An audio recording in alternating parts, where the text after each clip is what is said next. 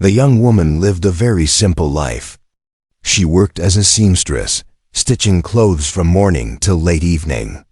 Her tiny shop was tucked away on a narrow street, where sunlight barely reached through the tall buildings around.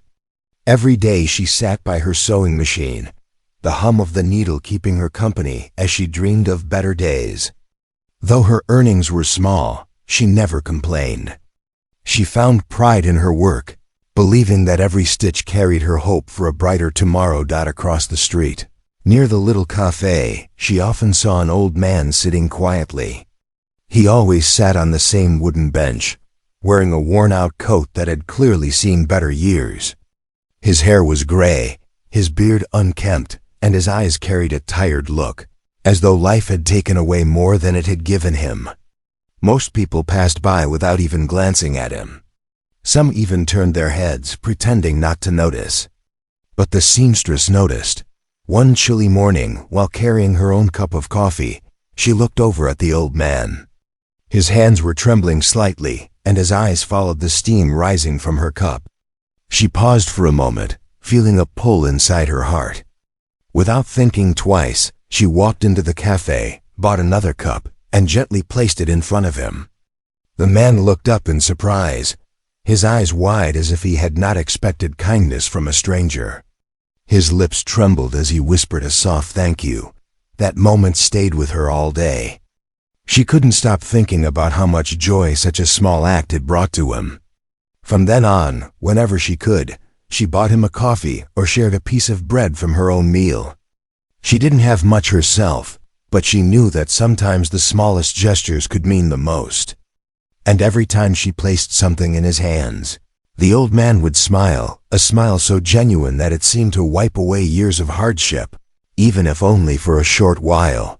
The seamstress began to notice little things about him. He was always polite, always grateful, and never asked for more than what was given. He seemed to carry a deep sadness, yet there was a quiet dignity about him. She wondered about his story. Had he once had a family? Had he once lived in comfort before life pushed him to this place? The questions filled her mind, but she never pressed him for answers. She felt it was enough just to be there, enough to show him that someone cared. Some days she saw people shake their heads at her, whispering among themselves. They thought she was foolish for giving away what little she had.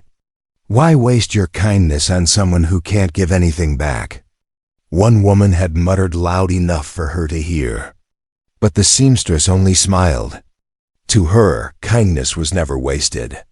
It was like planting a seed. You never knew how or when it would grow, but you believed it would. One evening, after a long day of stitching clothes, she walked out of her shop feeling exhausted. The air was cold, the sky dim with the setting sun. Yet as she crossed the street, she spotted the old man waiting on his bench. His eyes lit up the moment he saw her, as if her presence alone had chased away his loneliness. She felt a warmth spread through her heart.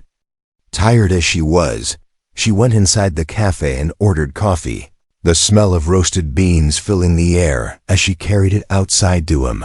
This time, when she handed him the cup, his hands trembled so much he almost spilled it. She quickly steadied it with her own hands, and in that brief touch, she felt the fragility of his body. He looked into her eyes, and for the first time, he spoke more than a thank you. His voice was soft, cracked with age, but it carried sincerity. He told her she reminded him of someone he once knew, someone who cared for him long ago. The seamstress listened quietly, her heart heavy with unspoken emotions. That night, she returned home to her small room above the shop. She sat by the window, the city lights glowing faintly in the distance. She thought about the old man, about how little it took to bring a spark back to his eyes. And though she had no riches, no luxury, she felt richer than most. She had found something worth more than money, the power to make someone feel seen, valued, and remembered. Every day after that, she looked forward to her brief meetings with him. It was as though life had quietly given her a new purpose.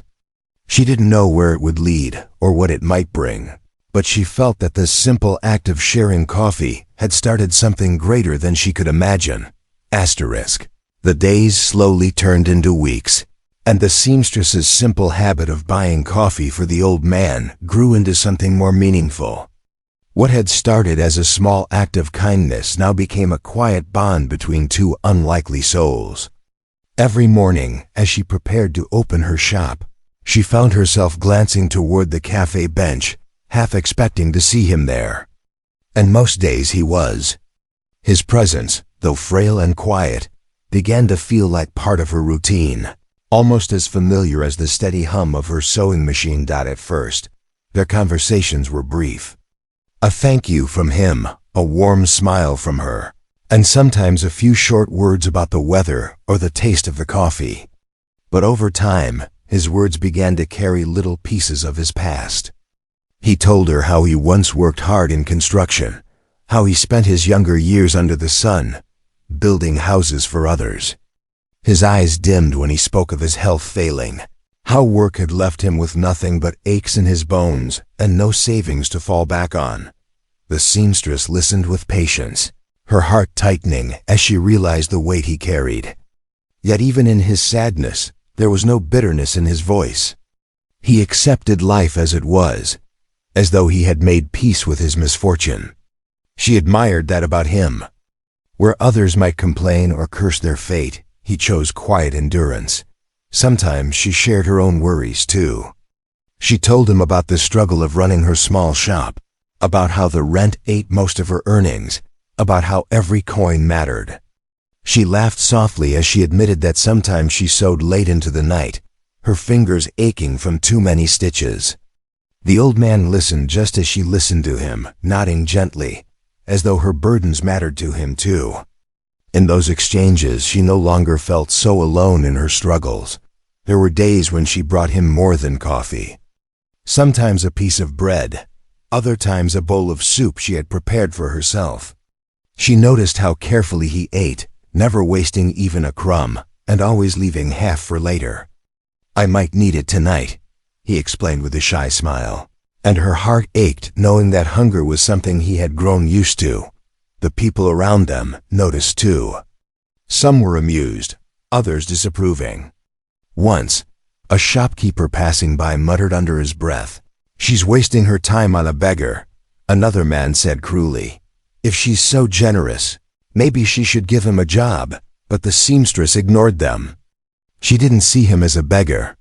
She saw him as a human being who deserved kindness, no matter what others thought. The old man, in return, began to look forward to her visits more than anything else in his day. The light in his eyes whenever she appeared was unmistakable. He often said, "You remind me that the world still has good in it." Those words stayed with her, lingering long after she closed her shop each night. One particular evening, the air was colder than usual. The seamstress brought him a scarf she had stitched from leftover fabric in her shop. It wasn't much, just a simple gray scarf, but when she wrapped it around his neck, the old man's eyes filled with tears. He struggled to speak, his voice breaking as he whispered, "No one has done something like this for me in years." She felt a lump rise in her throat, and for a moment, they both sat in silence, letting the weight of that moment sink in. As the bond between them deepened, the seamstress began to notice how much his health seemed to depend on these small gestures of care. On days when she was late, his face looked paler, his movements slower. But as soon as she arrived with food or warmth, he seemed to come alive again. It was as if her kindness was the thread holding him together. Still, questions lingered in her mind. Why was he always alone? Did he have no family at all? Sometimes she wanted to ask, but she stopped herself. Maybe the answer would be too painful, and she didn't want to open wounds he had carefully closed. For now it was enough to share coffee, food, and words. One night, as she returned home, she thought about him longer than usual. She wondered what her life might look like without this new connection. Just a few weeks ago, she had thought her days were lonely and dull, filled only with the sound of sewing. But now, she felt a sense of purpose every time she handed him a cup, every time she sat beside him for a few minutes. It was strange, she thought, how helping someone else had ended up healing parts of herself too. The seamstress didn't know it yet, but the bond she was building would soon change everything. For now, it was just a poor old man and a kind young woman sharing coffee on a quiet street. But fate had already begun to weave a story much bigger than she could imagine, one that would test her kindness and reward her in ways she had never dreamed possible. The following days carried the same gentle rhythm. The seamstress stitched clothes in her little shop, and when her eyes grew tired from the needle, she found comfort knowing that at some point she would step outside and see the old man waiting on his bench. Their conversations had grown deeper, and though he never spoke much about family, she sensed something hidden in his silence. She wondered if loneliness had become his closest companion, and that thought always made her bring him something extra: an apple, a sandwich, or sometimes just more time to sit with him. One late afternoon, the city was busier than usual. The street outside her shop buzzed with chatter, the air heavy with the smell of roasted chestnuts from a nearby vendor. The seamstress carried a warm cup of coffee across the road, her steps steady and familiar. She smiled when she saw him already waiting, his scarf, the one she had stitched, wrapped neatly around his neck. His eyes softened when he saw her, and she felt the same warmth that had drawn her to him the very first time. But just as she handed him the cup, the growl of an expensive car engine echoed down the street. Heads turned as a sleek black vehicle pulled up beside the cafe, its polished surface reflecting the fading sunlight. The seamstress blinked in surprise. Cars like that rarely came to this part of town. She glanced at the old man, whose expression suddenly shifted. His hand froze on the coffee cup, his eyes fixed on the car door opening. From the vehicle stepped a man in a tailored suit, his shoes gleaming, his hair perfectly styled. Everything about him spoke of wealth and power, someone who belonged in tall glass buildings, not in the narrow lanes of a humble neighborhood. He walked with purpose, scanning the street as though searching for someone. His eyes landed on the old man sitting on the bench, and for a moment, his composed face cracked with raw emotion. The seamstress stood still, confused. She looked at the old man, then at the stranger, trying to piece together the sudden tension in the air. The man in the suit walked closer, his steps quickening, his voice trembling as he called out a single word: "Father." The seamstress almost dropped her own cup. "Father?" The word hung heavy in the air. She turned to the old man, who looked up at the approaching figure with a mixture of shock and disbelief. His lips parted, but no words came out. The man in the suit knelt before him, grasping his frail hands as though afraid he might disappear. Tears welled in the old man's eyes as he whispered the man's name. The seamstress's heart pounded as she watched the scene unfold, her mind racing. How could this poor, forgotten man be the father of someone so clearly powerful and wealthy? She had spent weeks bringing him coffee and food, believing he had no one at all. And now, standing before her, was the son he never spoke about, someone whose presence seemed to belong to another world. Entirely. The people on the street stopped to stare. Whispers spread quickly. Some recognized the wealthy man, noting that he was a well-known businessman who owned large companies across the city. A billionaire, they said. The seamstress could hardly believe her ears. She looked again at the old man sitting on the bench, the same man she had seen shivering in the cold and clutching a warm cup of coffee as if it were life itself. The son's voice broke the silence. "I've been searching for you," he said, his words filled with regret. "I should never have let it come to this." His grip on his father's hands tightened, and his face, once composed, now revealed years of guilt. The old man lowered his gaze, his voice trembling as he said, "I didn't think you'd come." The seamstress stood frozen, her heart torn between relief and confusion. Relief that the old man finally had someone of his own. Confusion about why a son with so much had let his father suffer alone for so long. She wanted to step back, to give them space, but the son's eyes fell on her. There was a flicker of recognition, not because he knew her, but because he could see what she had done. The scarf around his father's neck, the coffee cup in his trembling hand, the warmth in his eyes when he looked at her, all of it told the story. The son's expression softened as he turned to her, his voice heavy with gratitude. "You've been looking after him," he said quietly. She felt her cheeks flush, unsure of how to respond. "I only did what anyone would do," she murmured, though in her heart she knew that not everyone would have done the same. The son shook his head gently. "No," he said, "not anyone. Only someone with a kind heart." The seamstress lowered her gaze, her thoughts spinning. She had seen the old man as just a lonely soul who needed kindness, nothing more. But in that moment, she realized her small acts had bridged two worlds, the quiet life of a poor seamstress, and the powerful world of a billionaire's family. As the evening light faded and the streetlights flickered on, the old man's son helped him to his feet. "Come with me," he urged softly. But the old man hesitated, his eyes turning to the seamstress. She offered him a small, reassuring smile, though her heart was unsettled. She had no idea what this reunion meant for him or for her. What she didn't know was that this meeting was only the beginning. Her kindness, once unnoticed by the world, had been seen by the one person who had the power to change everything. The night air had grown cooler, but the seamstress barely noticed. She stood quietly, watching the wealthy son hold his father's frail hands, as if he feared letting go would make him vanish again. The world around them blurred, the passing cars, the chatter of pedestrians, the hum of the city, all of it faded into the background. What remained was the sight of two men, worlds apart yet bound by blood, finally facing one another after years of silence. The son's voice trembled as he spoke. "Father, I've looked everywhere for you.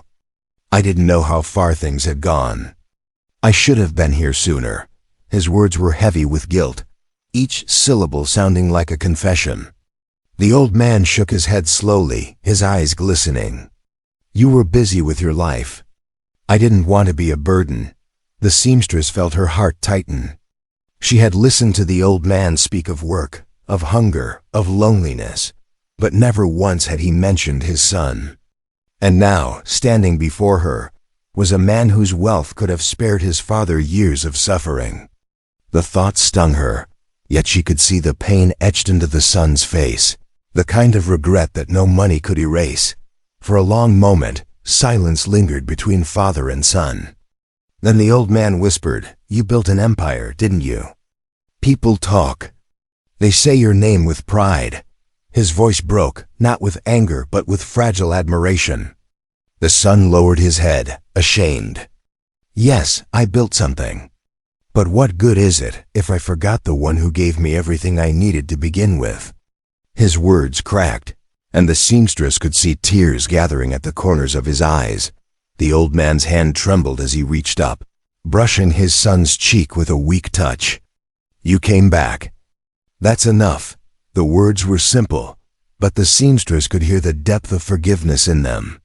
Her chest ached as she watched. In her own quiet way, she had learned that life rarely gave second chances, yet here one stood before her. Then, unexpectedly, the son turned his gaze toward her again. His eyes softened as he studied her, as if trying to piece together the story his father hadn't told him. "He wasn't alone because of you," the son said firmly. "You kept him alive with your kindness." The seamstress shook her head, her voice gentle. "I only did what felt right. He looked like he needed someone, and I couldn't just walk by." The son's lips curved into a faint, bittersweet smile. "You don't understand. What you did means more than you can imagine. While I was buried in meetings and contracts, you were here showing him the kind of care I failed to give." The seamstress lowered her eyes, feeling a warmth spread through her chest. She hadn't helped the old man to be recognized or praised. She had done it because it was human. Yet now, standing under the glow of the streetlights, she realized her small actions had carried more weight than she ever thought possible. The old man, still holding the coffee cup she had given him, turned to her with a look of gratitude that needed no words. His eyes seemed to say what his weak voice could not.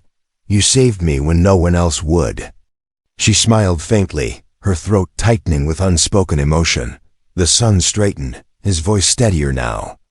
I owe you a debt, he said.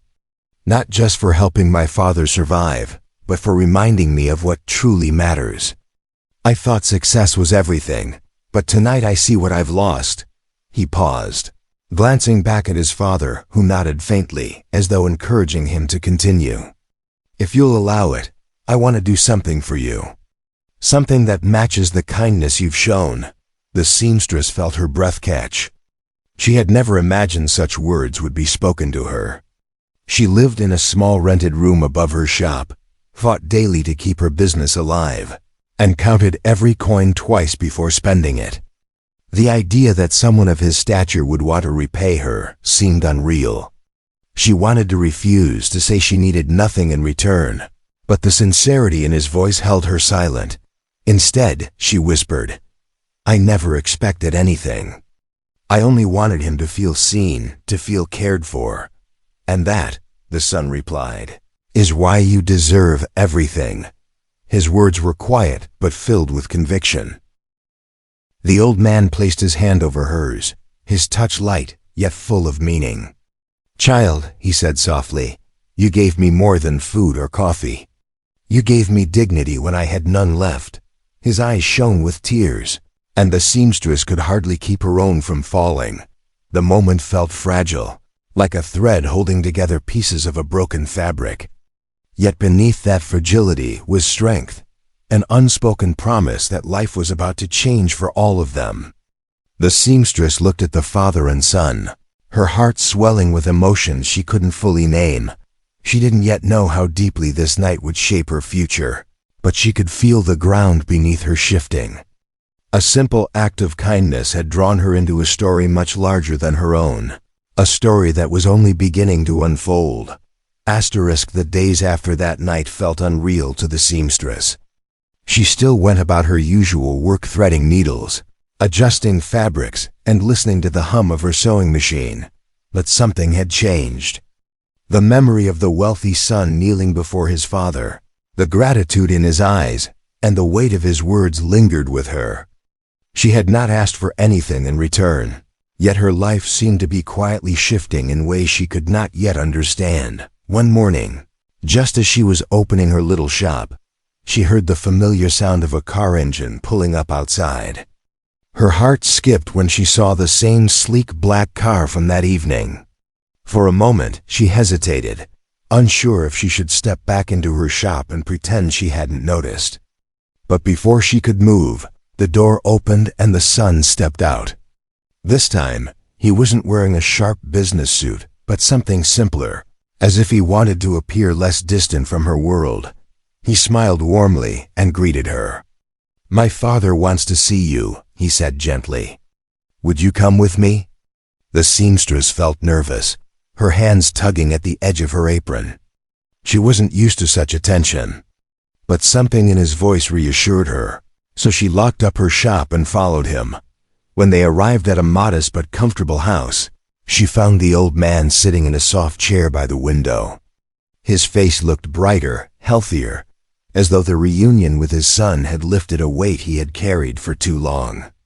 The moment he saw her, his eyes lit up, and he extended his hand toward her. She hurried over, taking it gently in both of hers. My dear, he said, his voice warm, you were there when I had no one. Because of you, I didn't lose hope. You are family to me now. Her throat tightened with emotion. She had expected nothing, yet here he was, treating her as though she belonged. The son stepped forward then, his voice calm but firm. My father is right. You gave him back his dignity. You reminded me of what I almost lost. And now it's my turn to do something for you. The seamstress shook her head quickly. Please, you don't have to. I never did any of this for reward. I know, he said softly, and that is why it matters even more. Kindness without expectation is the rarest gift. She looked at him, uncertain, her hands clutching at the folds of her apron. Then he continued, I visited your shop. I saw the way you work, how carefully you stitch each piece. You have talent, but you are limited by what little you have. Let me help you grow it. Let me give you the tools and space to make your dream bigger." Her eyes widened.